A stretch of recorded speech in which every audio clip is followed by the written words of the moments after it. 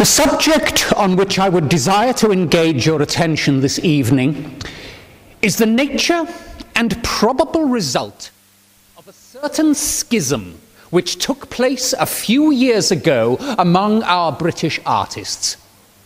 This schism, or rather the heresy which led to it, as you are probably aware, was introduced by a small number of very young men, and consists mainly in the assertion that the principles on which art has been taught for these 300 years back are essentially wrong, and that the principles which ought to guide us are those which prevailed before the time of Raphael.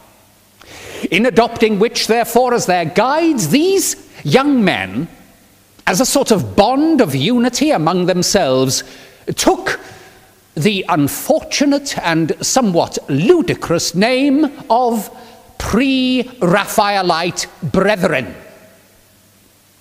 You must also be aware that this heresy has been opposed with all the influence and all the bitterness of art and criticism, but that in spite of these, the heresy has gained ground, and the pictures painted on these new principles have obtained a most extensive popularity.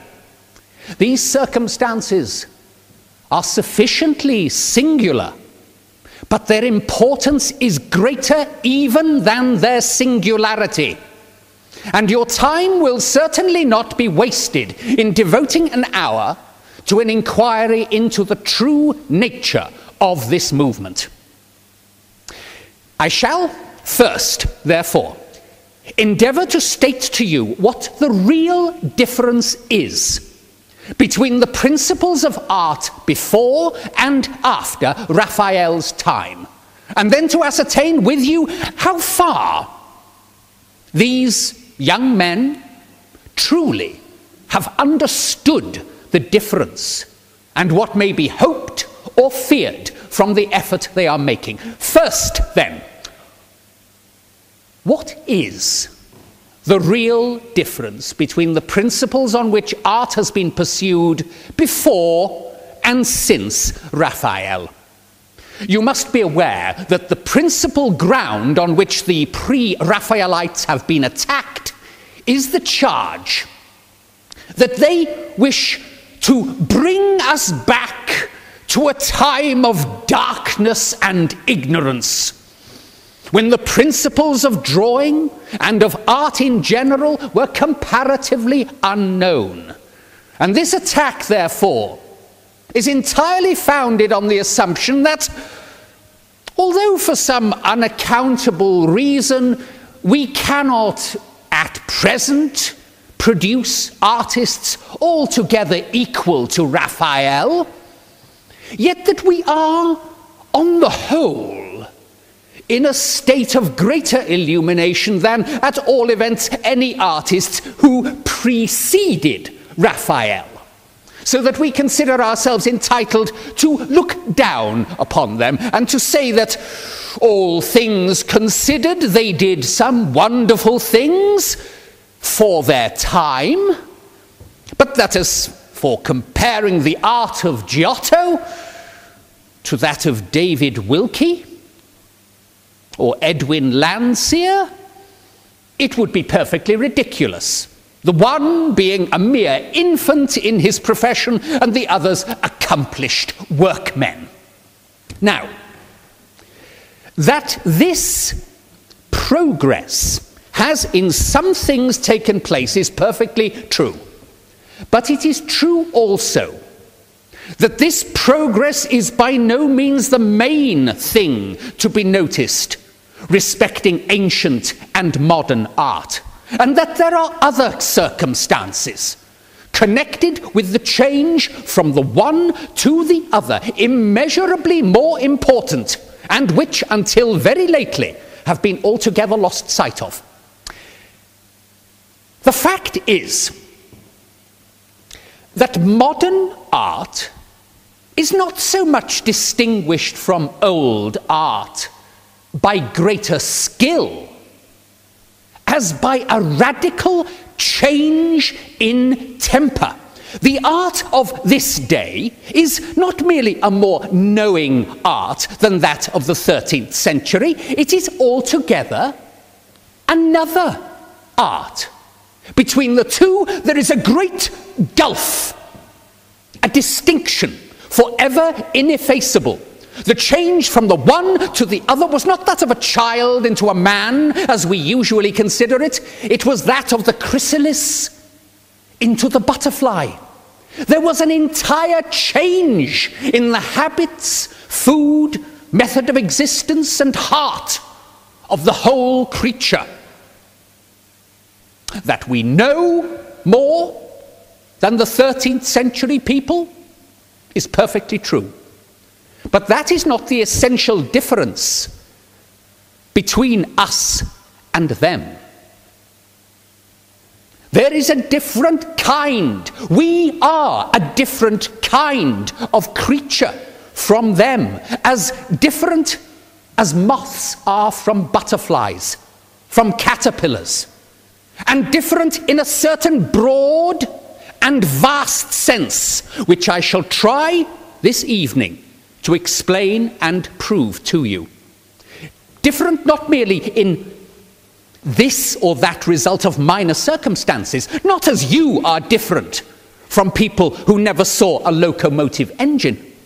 Different in a far broader and mightier sense than that, in a sense so great and clear that we are enabled to separate all the Christian nations and tongues of the earlier time from those of the latter time, and speak of them in one group as the kingdoms of the Middle Ages. Now, there is an infinite insignificance in that term, the Middle Ages, which I want you to dwell upon and work out. It is a term which we use in a dim consciousness of the truth, but without fully penetrating into that of which we are conscious. I want to deepen and make clear to you this consciousness that the world has had essentially a trinity of ages. The classical age, the Middle Age, the modern age. Each of these embracing races and individuals of apparently enormous separation in kind, but united in the spirit of their age. The classical age having its Egyptians and Ninevites, Greeks and Romans, the Middle Age having its Goths and Franks, Lombards and Italians, the modern age having its French and English, Spaniards and Germans. But all these distinctions being in each case subordinate to the mightier and broader distinction between classicalism, medievalism, and modernism. Now, our object this evening is indeed only to inquire into a matter of art. But we cannot do so properly until we consider this art in its relation to the inner spirit of the age in which it exists. And by doing so, we shall not only arrive at the most just conclusions respecting our present subject, but we shall obtain the means of arriving at just conclusions respecting many other things. Now, the division of time which the Pre-Raphaelites have adopted in choosing Raphael as the man whose works mark the separation between medievalism and modernism is perfectly accurate. It has been accepted as such by all their opponents.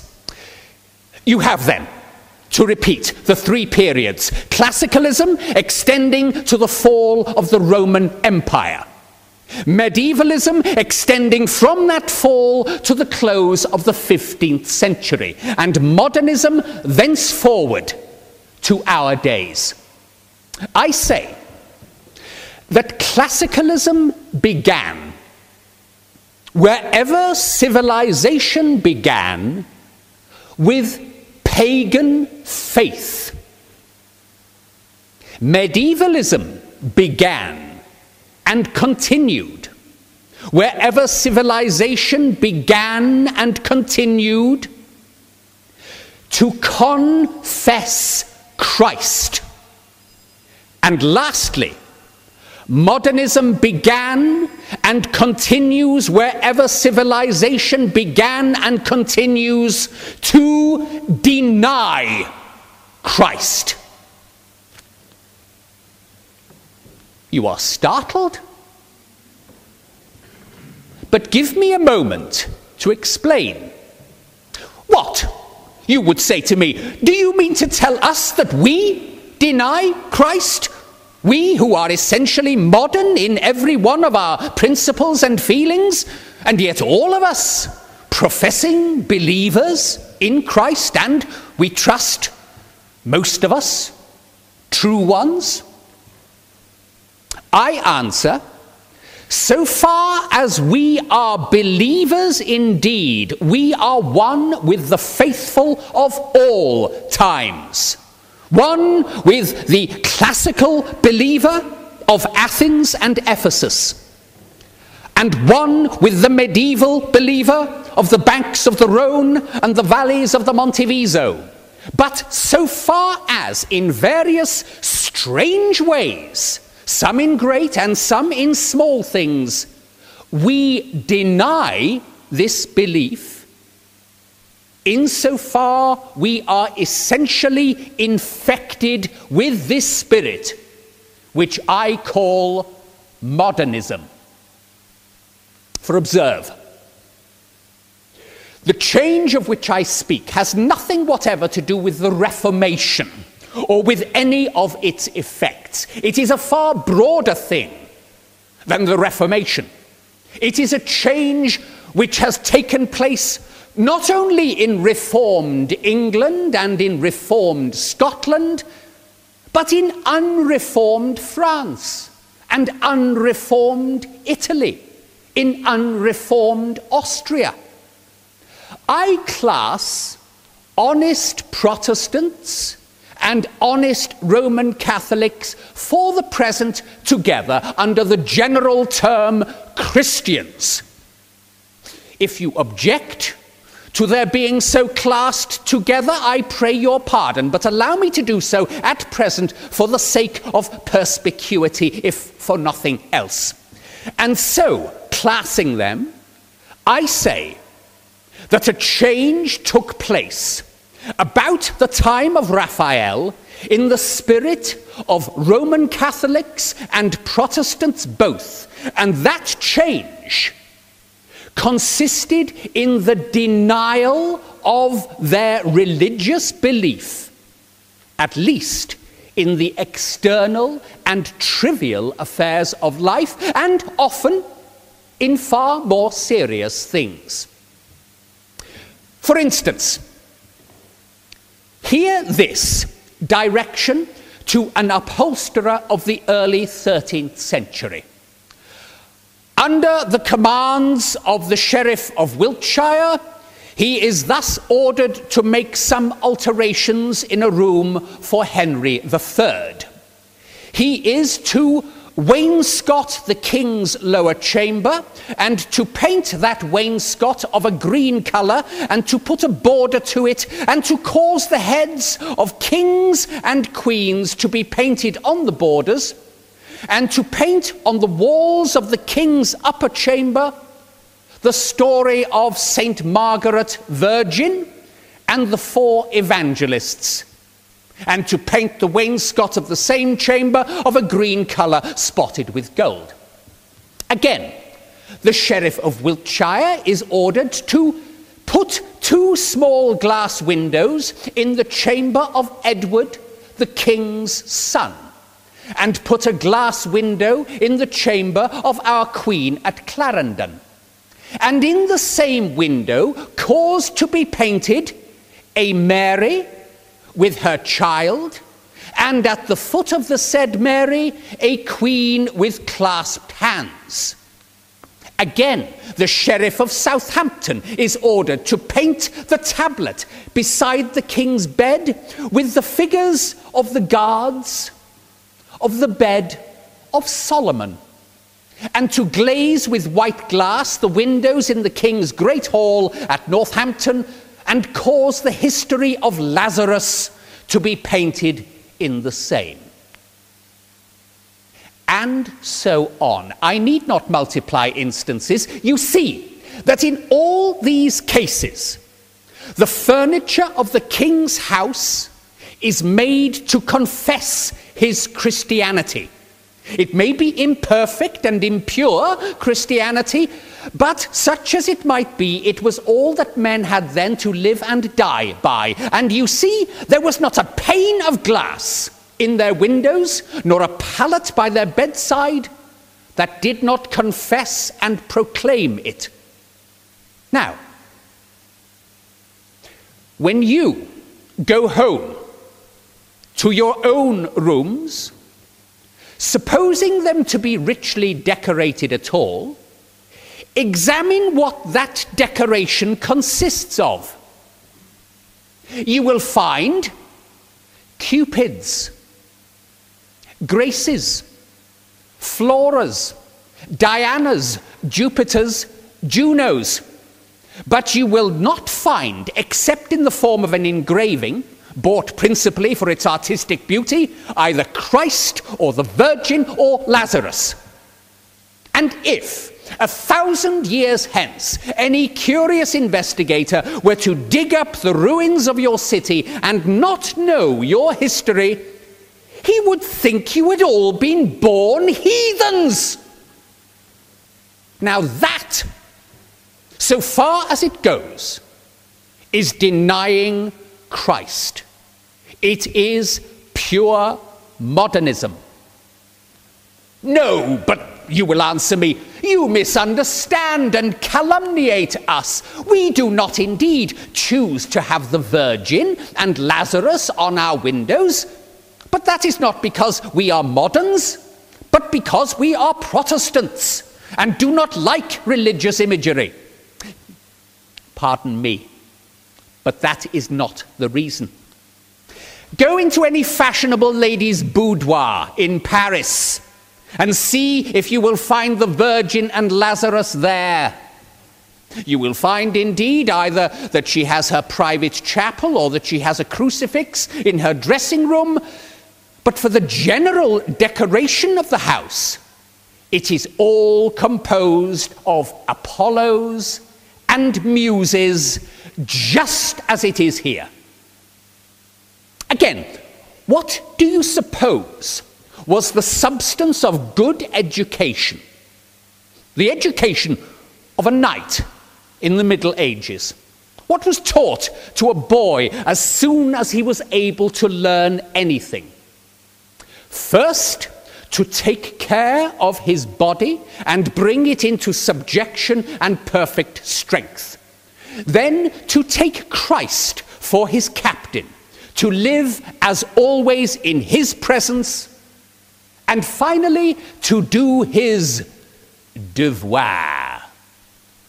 Mark the word, his devoir, or duty, to all men.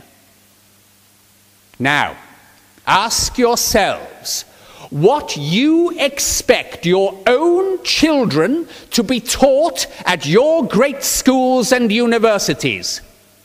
Is it Christian history? Or the histories of Pan and Bacchus?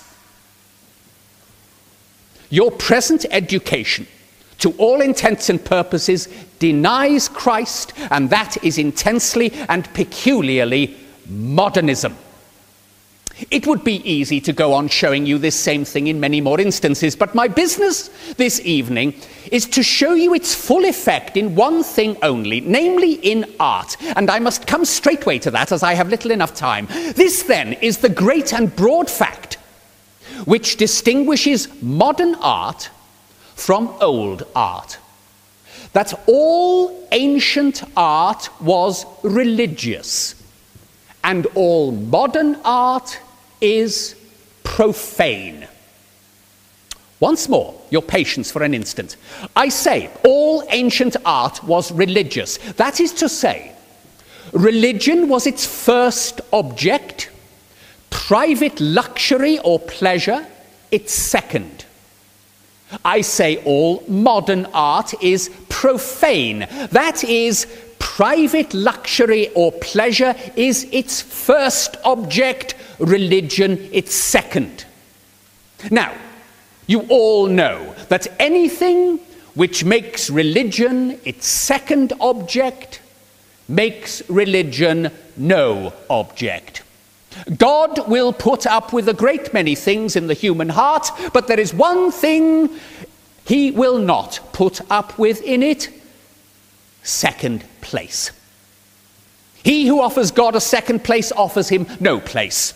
And there is another mighty truth, which you all know, that he who makes religion his first object makes it his whole object. He has no other work in the world than God's work. Therefore, I do not say that ancient art was more religious than modern art. There is no question of degree in this matter. Ancient art was religious art. Modern art is profane art. And between the two, the distinction is as firm as between light and darkness. And now perhaps there are some of you here who would not allow that the religion of the 13th century, being Roman Catholic, was Christianity at all. Be it so.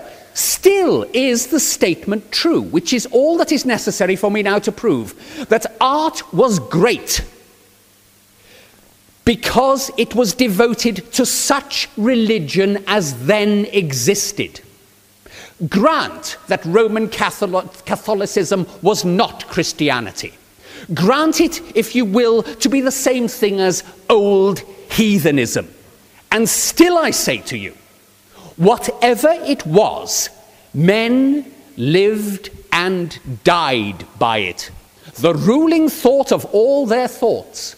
And just as classical art was greatest in building to its gods, so medieval art was great in building to its gods. And modern art is not great because it builds to no God. In the Edinburgh Library, there is a Bible of the 13th century, the Latin Bible, commonly known as the Vulgate. It contains the Old and New Testaments complete, besides the books of Maccabees, the Wisdom of Solomon, the books of Judith, Baruch, and Tobit. The whole is written in the most beautiful black letter hand, and each book begins with an illuminated letter containing 3 or 4 figures illustrative of the book which it begins. Now, whether this were done in the service of true Christianity or not, the simple fact is that here is a man's lifetime taken up in writing and ornamenting a Bible as the sole end of his art, and that doing this, either in a book or on a wall, was the common artist's life at that time. That the constant Bible reading and Bible thinking which this work involved made a man serious and thoughtful and a good workman, because he was always expressing those feelings which, whether right or wrong, were the groundwork of his whole being. Now, about the year 1500, this entire system was changed. Instead of the life of Christ, men had, for the most part, to paint the lives of Bacchus and Venus. And if you walk through any public gallery of pictures by the great masters, as they are called, you will indeed find here and there what is called a holy family, painted for the sake of drawing pretty children or a pretty woman. But for the most part, you will find nothing but Floras, Pomonas, Satyrs, Graces, Bacchanals, and Banditti. Now, you will not declare, you cannot believe that Angelico painting the life of Christ, Benozzo painting the life of Abraham, Ghirlandaio painting the life of the Virgin, Giotto painting the life of St. Francis were worse employed or likely to produce a less healthy art than Titian painting the loves of Venus and Adonis, than Correggio painting the naked Antiope, than Salvator painting the slaughters of the 30 Years' War. If you will not let me call the one kind of labor Christian and the other unchristian, at least you will let me call the one moral and the other immoral, and that is all I ask you to admit. Now, observe, hitherto I have been telling you what you may feel inclined to doubt or dispute, and I must leave you to consider the subject at your leisure. But henceforward I tell you plain facts, which admit neither of doubt nor dispute by anyone who will take the pains to acquaint himself with their subject matter. When the entire purpose of art was moral teaching, it naturally took truth for its first object, and beauty and the pleasure resulting from beauty only for its second. But when it lost all purpose of moral teaching, it as naturally took beauty for its first object and truth for its second. That is to say, in all they did, the old artists endeavored in one way or another to express the real facts of the subject or event, this being their chief business. And the question they first asked themselves was always, how would this thing or that actually have occurred? What would this person or that have done under the circumstances? And then, having formed their conception, they work it out with only a secondary regard to grace or beauty.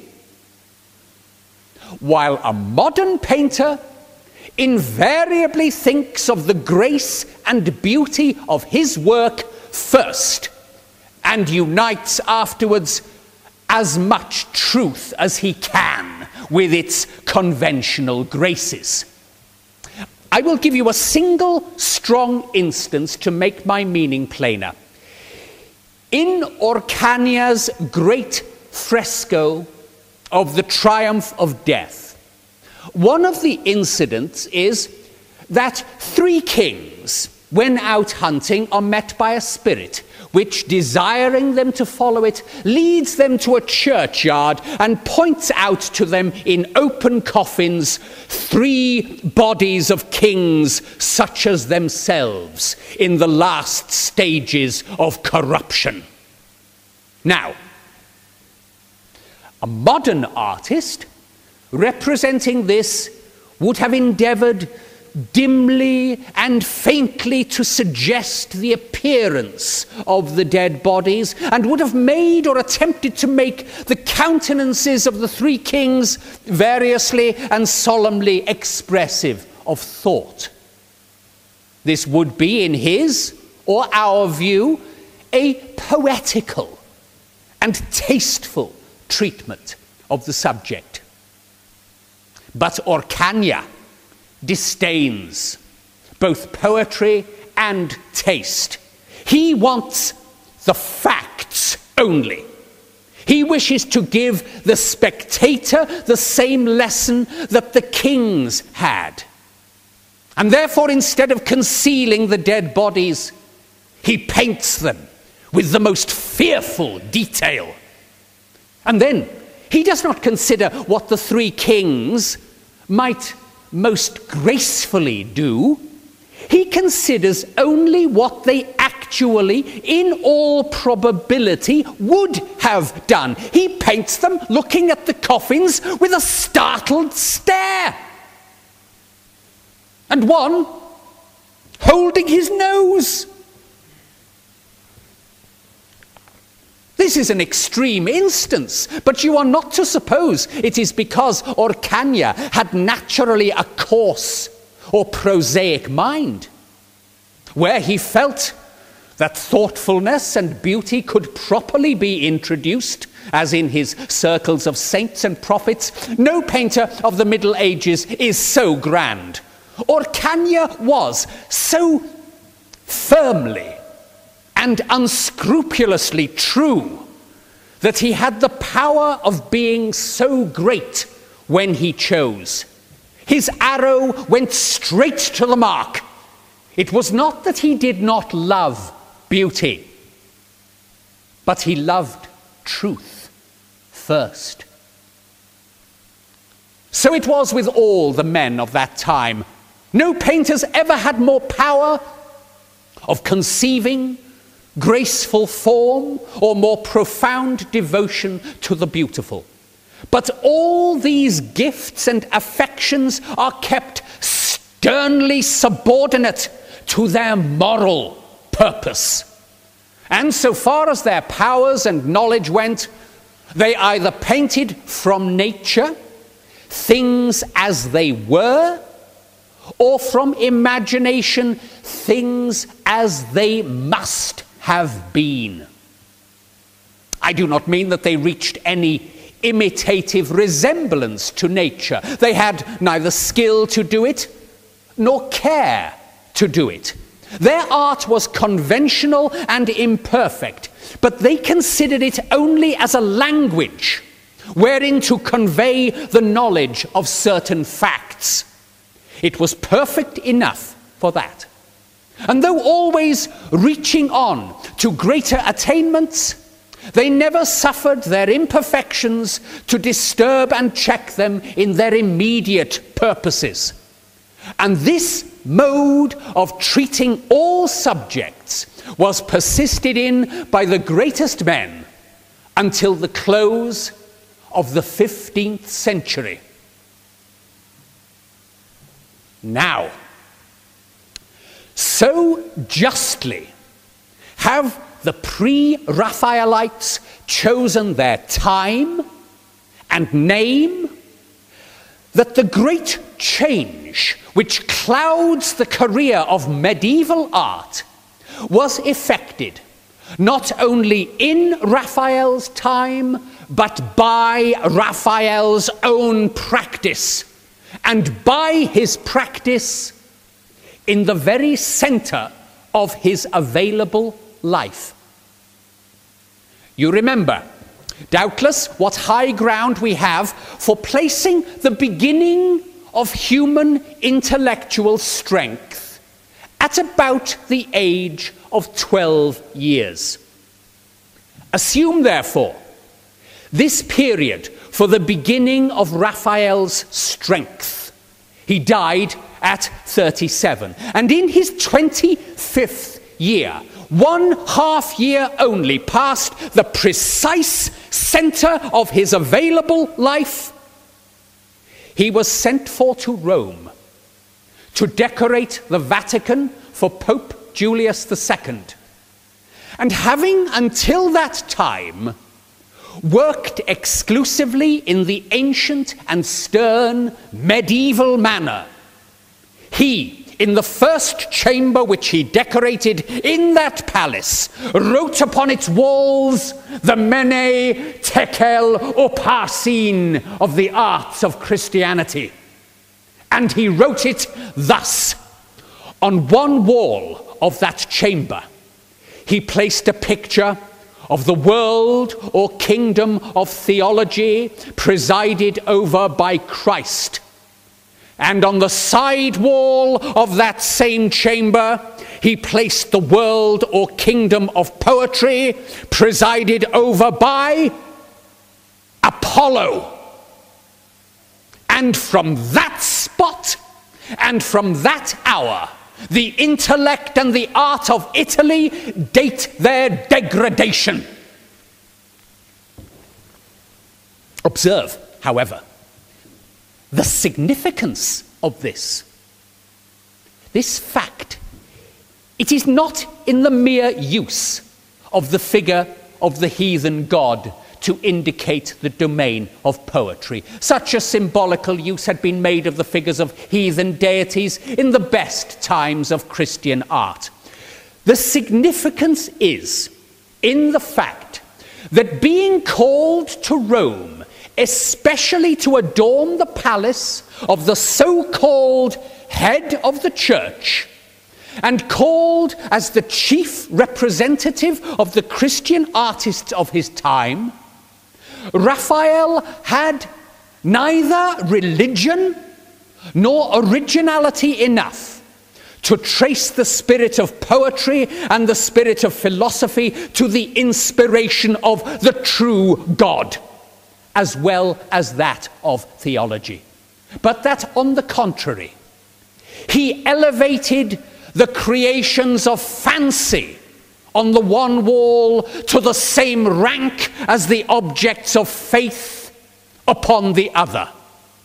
That in deliberate, balanced opposition to the rock of the Mount Zion, he reared the rock of Parnassus and the rock of the Acropolis. That, among the masters of poetry, we find him enthroning Petrarch and Pindar, but not Isaiah and David. And for lords over the domain of philosophy, we find the masters of the school of Athens, but neither of those greater masters, Solomon and St. Paul, those who received their wisdom from heaven itself in the vision of Gibeon and the lightning on the road to Damascus. The doom of the arts of Europe went forth from that chamber, and it was brought about in great part by the very excellencies of the man who had thus marked the commencement of its decline. The perfection of execution and the beauty of feature which were attained in Raphael's work and in those of his great contemporaries rendered finish of execution and beauty of form the chief objects of all artists. And thenceforward, execution was looked for rather than thought, and beauty rather than veracity. And as I told you, these are the two secondary causes of the decline of art. The first being the loss of moral purpose. Pray, note them clearly. In medieval art, thought is the first thing, execution the second. In modern art, execution is the first thing and thought the second. And again, in medieval art, truth is first, beauty second. In modern art, beauty is first, truth second. The medieval principles led up to Raphael, and the modern principles lead down from him. Now, first, let me give you a familiar illustration of the difference between medieval principles and modern principles with respect to execution. Suppose you have to teach 2 children drawing. One thoroughly clever and active-minded, the other dull and slow. And you put before them some chalk studies of heads and desire them to be copied. The dull child will slowly do your bidding, blacken his paper and rub it white again, and patiently and painfully in the course of 3 or 4 years attain to the performance of a chalk head not much worse than his original, but still of less value than the paper it is drawn upon. But the clever child will not, or will only by force consent to this discipline. He finds other means of expressing himself with his pencil somehow or another, and presently you find his paper covered with sketches of his grandfather and grandmother and uncles and cousins, sketches of the room and the house and the cat and the dog and the country outside, and everything in the world he can set his eyes on. And he gets on. And even his child's work has a value in it, a truth which makes it worth keeping.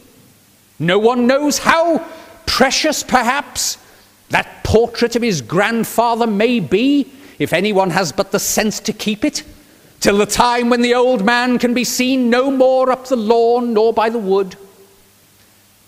That child is working in the medieval spirit, the other in the modern spirit. But there is something still more striking in the evils which have resulted from the modern regardlessness of truth. Consider, for instance, its effect on what is called historical painting.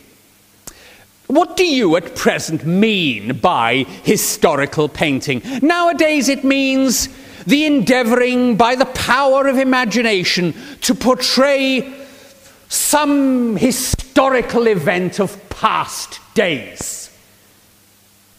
But in the Middle Ages, it meant representing the acts of their own days. And that is the only historical painting worth a straw. Of all the wastes of time and sense which modernism has invented, and they are many, none are so ridiculous as this endeavor to represent past history. What do you suppose our descendants will care for our imaginations of the events of former days? Suppose the Greeks, instead of representing their own warriors as they fought at Marathon, had left us nothing but their imaginations of Egyptian battles. And supposing the Italians, in like manner, instead of portraits of Can Grande and Dante, or of Leo X and Raphael, had left us nothing but imaginary portraits of Pericles and Miltiades. What fools we should have thought them! How bitterly we should have been provoked with their folly! But that is precisely what our descendants will feel towards us, so far as our grand historical and classical schools are concerned. What do we care, they will say, what those 19th century people fancied about Greek and Roman history? If they had left us a few plain and rational sculptures and pictures of their own battles and their own men in their everyday dress, we should have thanked them.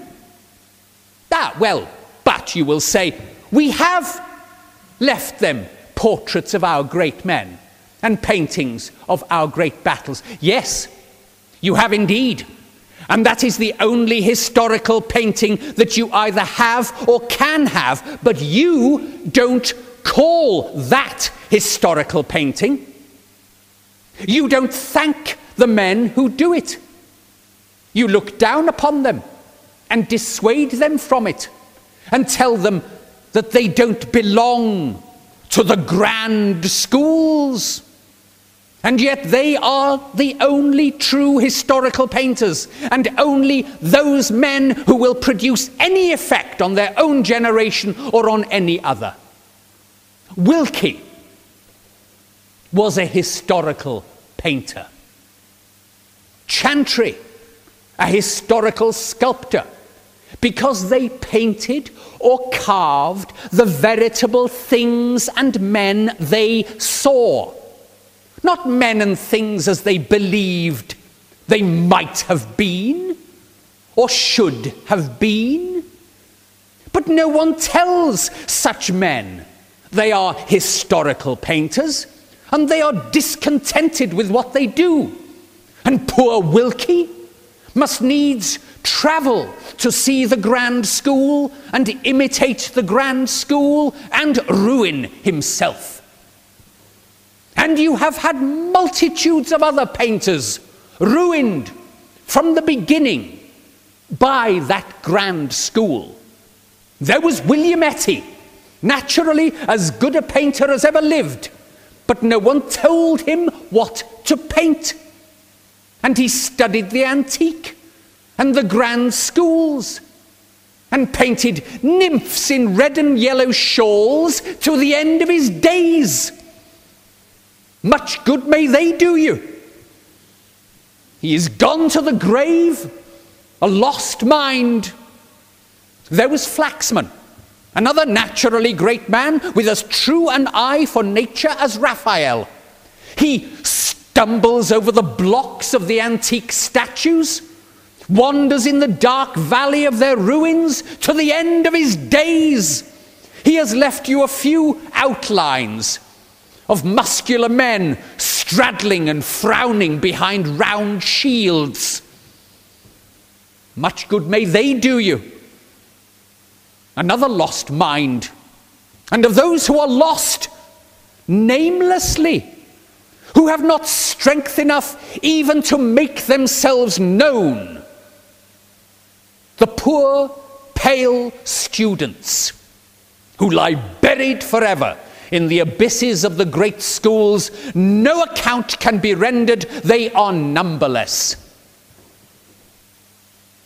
And the wonderful thing is that of all these men whom you now have come to call the great masters, there was not one who confessedly did not paint his own present world plainly and truly.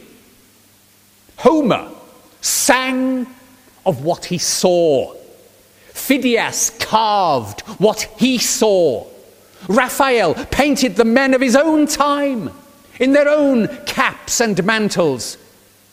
And every man who has risen to eminence in modern times has done so altogether by his working in their way and doing the things he saw.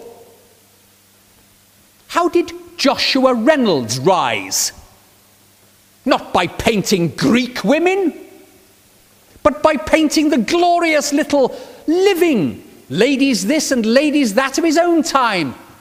How did Hogarth rise? Not by painting Athenian follies, but London follies. Who are the men who have made an impression upon you yourselves, upon your own age? I suppose the most popular painter of the day is Landseer. Do you suppose he studied dogs and eagles out of the Elgin marbles? And yet in the very face of these plain, incontrovertible, all-visible facts, we go on from year to year with the base system of academy teaching, in spite of which every one of these men has risen. I say, in spite of the entire method and aim of our art teaching. It destroys the greater number of its pupils altogether. It hinders and paralyzes the greatest. There is not a living painter whose eminence is not in spite of everything he has been taught from his youth upwards, and who, whatever his eminence may be, has not suffered much injury in the course of his victory. For observe, this love of what is called ideality or beauty in preference to truth operates not only in making us choose the past rather than the present for our subjects, but it makes us falsify the present when we do take it for our subject. I said just now that portrait painters were historical painters. And so they are, but not good ones, because not faithful ones. The beginning and end of modern portraiture is adulation. The painters cannot live but by flattery. We should desert them if they spoke honestly. And therefore we can have no good portraiture. For in the striving after that which is not in the model, they lose the inner and deeper nobleness which is in their model. I saw, not long ago, for the first time, the portrait of a man whom I knew well. He was a young man, but a religious man, and one who had suffered much from sickness. The whole dignity of his features and person depended upon the expression of serene, yet solemn purpose sustaining a feeble frame. And the painter, by way of flattering him, strengthened him and made him athletic in body, gay in countenance, idle in gesture, and the whole power and being of the man himself were lost. And this is still more the case with our public portraits. There is a portrait, for instance, in Edinburgh, of the Duke of Wellington. It stands at the end of the North Bridge, one of the 1,000 equestrian statues of modernism, studied from the show riders of the amphitheatre with their horse on their hind legs in the sawdust. Do you suppose that was the way the Duke sat when your destinies depended on him? When the foam hung from the lips of his tired horse, and its wet limbs were dashed with the bloody slime of the battlefield, and he himself sat anxious in his quietness, grieved in his fearlessness, as he watched, scythe stroke by scythe stroke, the gathering in of the harvest of death.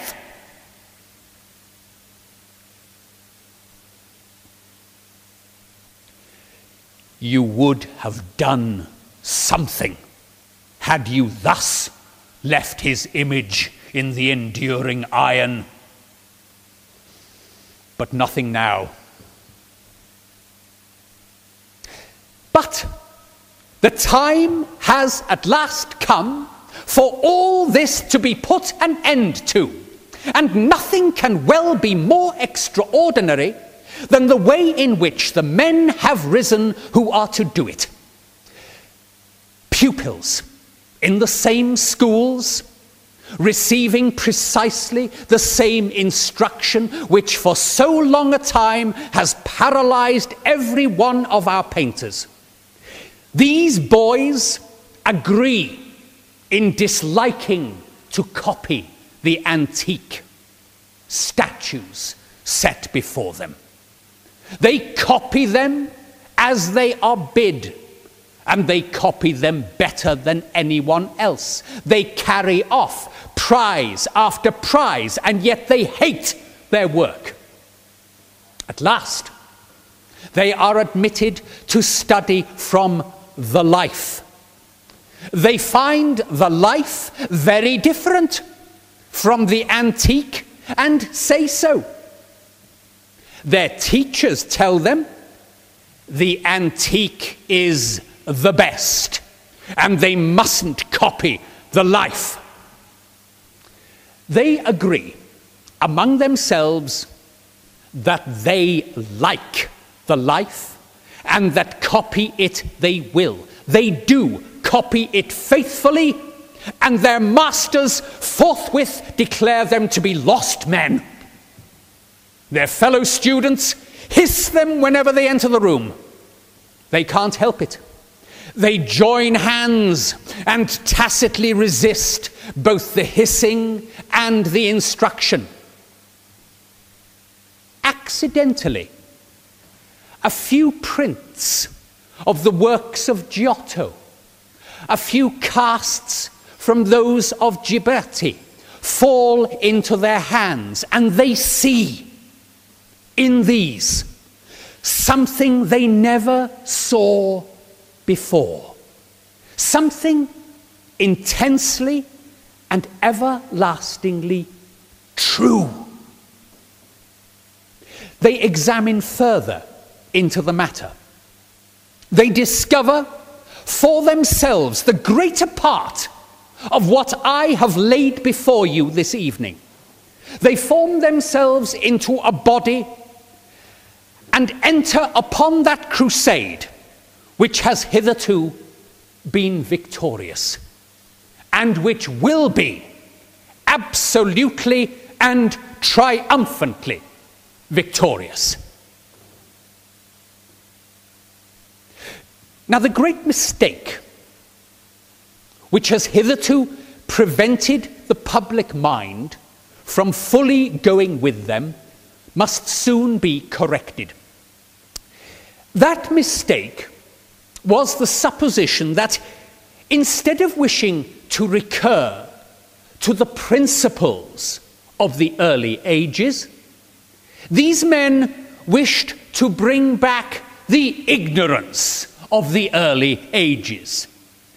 This notion grounded first on some hardness in their earlier works, which resulted, as it must always result, from the downright and earnest effort to paint nature as in a looking glass, was fostered partly by the jealousy of their beaten competitors, and partly by the pure, perverse, and hopeless ignorance of the whole body of art critics, so-called connected with the press. No notion was ever more baseless or more ridiculous. It was asserted that the Pre-Raphaelites did not draw well, in the face of the fact that the principal member of their body, I mean my friend Mr. Millet, from the time he entered the schools of the academy, had literally encumbered himself with the medals given as prizes for drawings. It was asserted that they did not draw in perspective, by men who themselves knew no more of perspective than they did of astrology. It was asserted that they sinned against the appearances of nature, by men who had never drawn so much as a leaf or a blossom from nature in their lives. And lastly, when all these calumnies or absurdities would tell no more, and it began to be forced upon men's unwilling belief, that the style of the Pre-Raphaelites was true and was according to nature, the last forgery invented respecting them is that they copy photographs. You observe how completely this last piece of malice defeats all the rest. It admits they are true to nature, though only that it may deprive them of all merit in being so.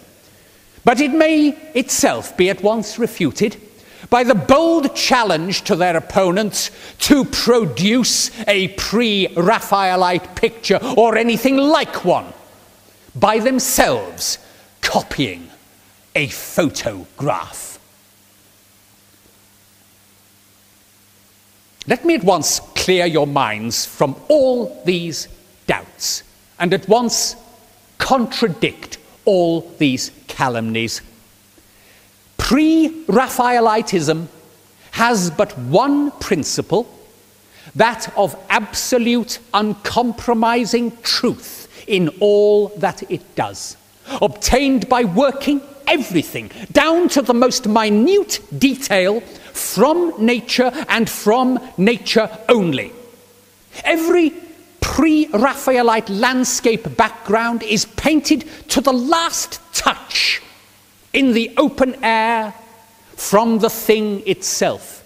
Every Pre-Raphaelite figure, however studied in expression, is a true portrait of some living person. Every minute accessory is painted in the same manner. And one of the chief reasons for the violent opposition with which the school has been attacked by other artists is the enormous cost of care and labor which such a system demands from those who adopt it, in contradistinction to the present slovenly and imperfect style. This is the main Pre-Raphaelite principle. But the battle which its supporters have to fight is a hard one. And for that battle, they have been fitted by a very peculiar character. They are, as a body, characterized by a total absence of sensibility to the ordinary and popular forms of artistic gracefulness. While to all that still lower kind of prettiness, which regulates the disposition of our scenes upon the stage and which appears in our lower art as in our annuals, our commonplace portraits and statuary, the Pre-Raphaelites are not only dead, but they regard it with a contempt and aversion approaching disgust. This character is absolutely necessary to them in the present time, but it, of course, occasionally renders their work comparatively unpleasing. As the school becomes less aggressive and more authoritative, which it will do, they will enlist into their ranks men who will work mainly upon their principles and yet embrace more of those characters which are generally attractive. And this great ground of offense will be removed. Again, you observe that as landscape painters, their principles must in great part confine them to mere foreground work. And singularly enough, that they may not be tempted away from this work, they have been born with comparatively little enjoyment of those evanescent effects and distant sublimities which nothing but the memory can arrest and nothing but a daring conventionalism portray. But for this work, they are not now needed. Turner, the first and greatest of the Pre-Raphaelites, has done it already. He, though his capacity embraced everything And though he would sometimes in his foregrounds paint the spots upon a dead trout and the dyes upon a butterfly's wing, yet for the most part he delighted to begin at that very point where the other branches of Pre-Raphaelitism became powerless. Lastly, the habit of constantly carrying everything up to the utmost point of completion deadens the Pre-Raphaelites in general to the merits of men who, with an equal love of truth up to a certain point, yet express themselves habitually with speed and power rather than with finish, and give abstracts of truth rather than total truth. Probably to the end of time, artists will more or less be divided into these classes, and it will be impossible to make men like Mr. Millet understand the merits of men like Tintoretto. But this is the more to be regretted, because the Pre-Raphaelites have enormous powers of imagination as well as of realization, and do not yet themselves know of how much they would be capable if they sometimes worked on a larger scale and with a less laborious finish. With all their faults, their pictures are, since Turner's death, the best, incomparably the best on the walls of the Royal Academy, and such works as Mr. Hunt's Claudio and Isabella have never been rivalled, in some respects never approached at any other period of art. This I believe to be a most candid statement of all their faults and all their deficiencies. Not such, you perceive, as are likely to arrest their progress. The Magna Est Veritas was never more sure of accomplishment than by these men. Their adversaries have no chance with them. They will gradually unite their influence with whatever is true or powerful in the reactionary art of other countries, and on their works such a school will be founded as shall justify the third age of the world's civilization, and render modernism as great in creation as it has been in discovery. And now, let me remind you of but one thing more. As you examine into the career of historical painting, you will be more and more struck with the fact I have this evening stated to you, that none was ever truly great but that which represented the living forms and daily deeds of the people among whom it arose.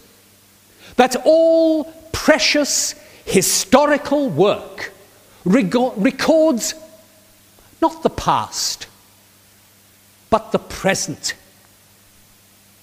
Remember then, therefore, that it is not so much in buying pictures as in being pictures that you can encourage a noble school. The best patronage of art is not that which seeks for the pleasures of sentiment in a vague ideality, not for beauty of form in a marble image, but that which educates your children into living heroes and binds down the flights and the fondnesses of the heart into practical duty and faithful devotion.